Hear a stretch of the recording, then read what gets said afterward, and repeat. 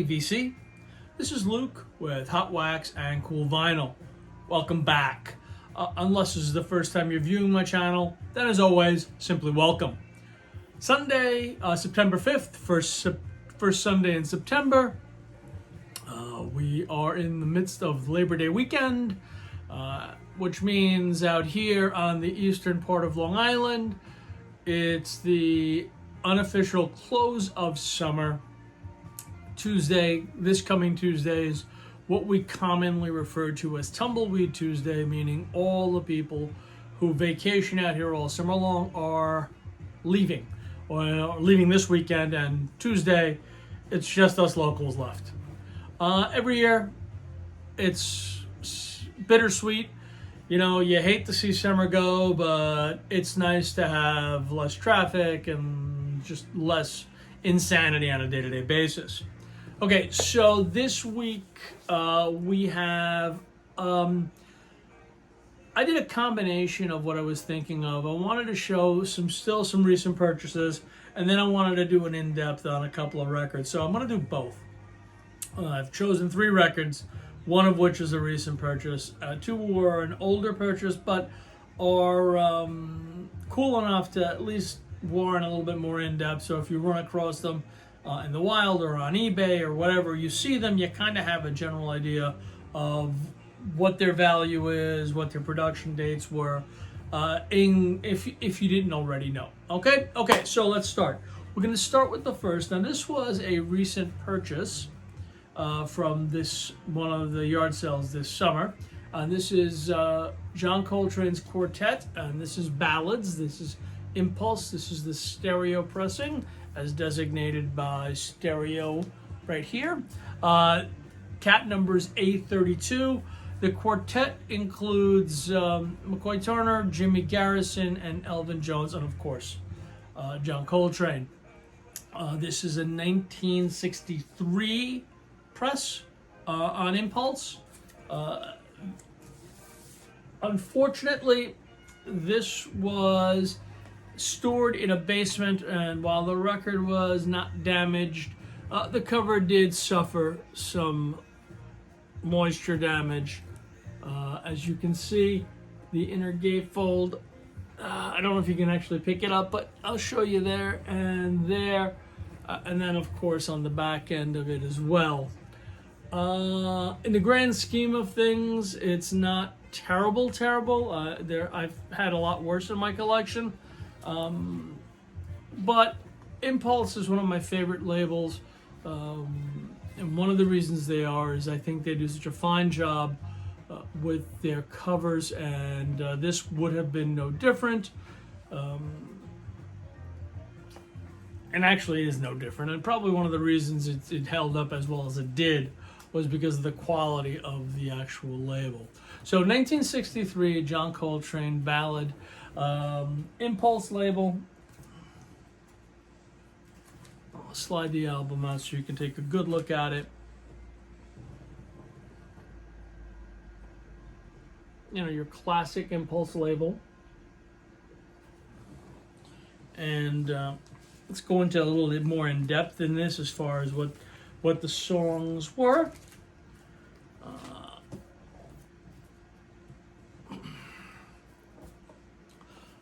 You have an interesting story, liner notes here from the Impulse. Basically, side 1 is Say It Over and Over Again. Track 2 is You Don't Know What Love Is. Too Young to Go Steady is track 3. 4 is All or Nothing at All. Then we go to side 2, which is I Wish I Knew. What's New? It's Easy to Remember. And then Nancy with the Laughing Face of Sinatra fame. Again, really a solid record. I was very, very fortunate to find this and a host of other jazz albums this summer. Now, this particular one, I don't know, it was not from my Blue Note purchase. This was actually a yard sale that I just stumbled across one morning. I was just driving down in one of our local areas and pulled into the driveway, and I was going to the one across the street, and I saw that this guy had a couple of tables out behind a row of hedges. Thank God it was behind the row of high hedges, because I walked around the corner and he had two fold-out tables, the 6 8-footers, I guess, 6 or 8 footers, just overflowing with records. And so I go, hey, what do you want for the records? And he's like, I don't know, $1 each. So I'm digging through and I pull up, you know, this and a whole host of other jazz albums. Now, a lot of promo stuff too. So I you know, this man was saying that this was his dad's collection. And I asked him, was your dad a DJ or something? He's like, no, he was, actually he was an insurance salesman. Okay. A lot of them had that moisture damage to the cover. The covers weren't pristine, unfortunately. But the records were really held up really, really well. Of course, they needed to be cleaned. But you can see this is a prime example of what I'm talking about as far as the records are concerned. This gentleman who owned this collection, I mean, yes, he played them. I can tell he did. But honest to goodness, it's really very, very light wear. And so I was able to buy, I think from this man, I picked up 30 or 40 albums from that whole collection. A lot of it wasn't really salvageable, but and there wasn't anything that was so unsalvageable you cry over. I don't think it was picked really hard before I got there, so I was cool with that. But anyway, so amongst the gems in that purchase, and we'll go over some later in the videos to come, but amongst the gems was this John Coltrane album on Impulse, A32. This is the stereo press, 63, right? Yes, 1963, and it sounds great. So that was one. So now the other two of the albums that I kind of want to focus on as well, and these are hard rock, heavy metal. One of my favorite bands, which is AC/DC. Now, these are, this album and the next one I'm going to show you are both Australian presses, and they're both Australian presses from Albert Productions. So this is the first, and this is Let There Be Rock. This is gatefold.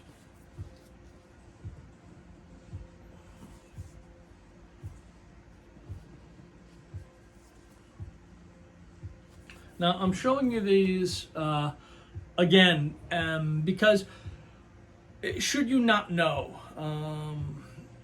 when you're out there and you're in a thrift store or a yard sale or a flea market, or heck, even in half price books, sometimes no one knows everything about everything in records.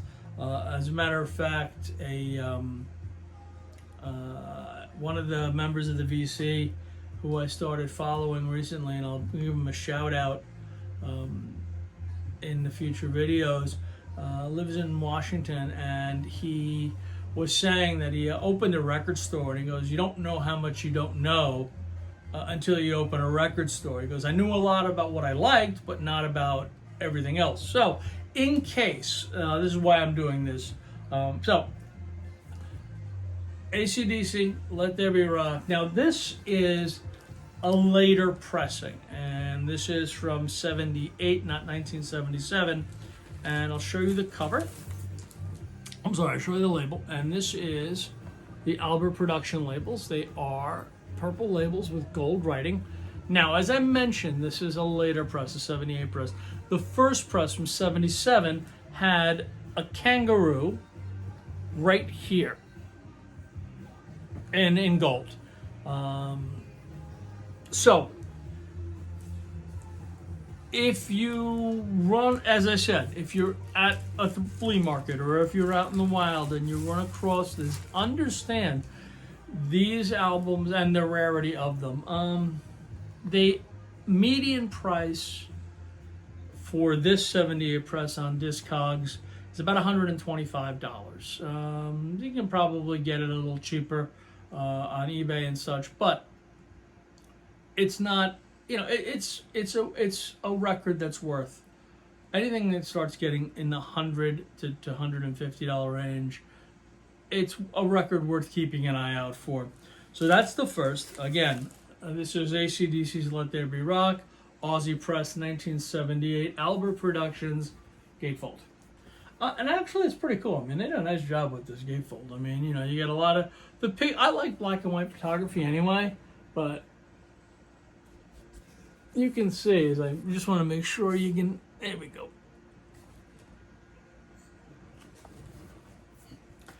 So that's the first. The second, of the AC/DC albums, and the third and final album we'll be showing today, is AC/DC's TNT.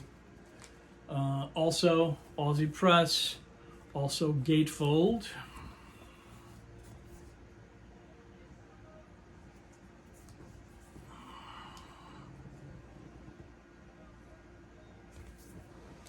And again, the Alber production label. And again, if you notice, this is a later press, and we can tell that because there's no kangaroo. The kangaroo, our first press issues obviously are worth more. So even if you do find it, and they do know what they have, at least you have an idea of what the first press, how you can identify a first press very easily, or an earlier pressing, however you want to deem it. Because, I mean, there's some of us deem first presses to be very, very, very specific. I'm a little broader in my first press in this particular case. According to Discogs, according to Alber Productions, and a few of the other things I saw, anything with a kangaroo is deemed first press. So take that for what it's worth. So those are the three I wanted to show today. Hopefully I was able to give you some insight on some records that you may not have seen, or if you had seen, you weren't quite sure how to designate one from the other, or give you a little bit more analysis, a little bit more deeper analysis. So now that we've got all the pleasantries out of the way, if you like what you saw, please subscribe to my channel. Please leave me a comment. I enjoy going back and forth, and I enjoy the conversations and the discussions we have as vinyl community members and record collectors in general. I mean, you don't have to be a VC member. I mean, if you're a record collector and you want to leave me a comment and you've never seen or know what the vinyl community is, by all means, please do so. Have a great rest of the week. Enjoy your Labor Day. Hopefully you have the day off. I mean, that's kind of what this whole thing was supposed to be. I happen to have tomorrow off, but my company's open. We only close 2 days a year. We only close Thanksgiving and Christmas. And even that, I think it's just grudgingly. If they could figure out a way to make sure we all worked on those 2 days, they would. But nonetheless, enjoy your Labor Day. Enjoy your first week of September. If you're in the areas that were adversely affected by Ida, be it Hurricane Ida, Tropical Storm Ida, I mean, dude, we got flooding in the city, which was ridiculous.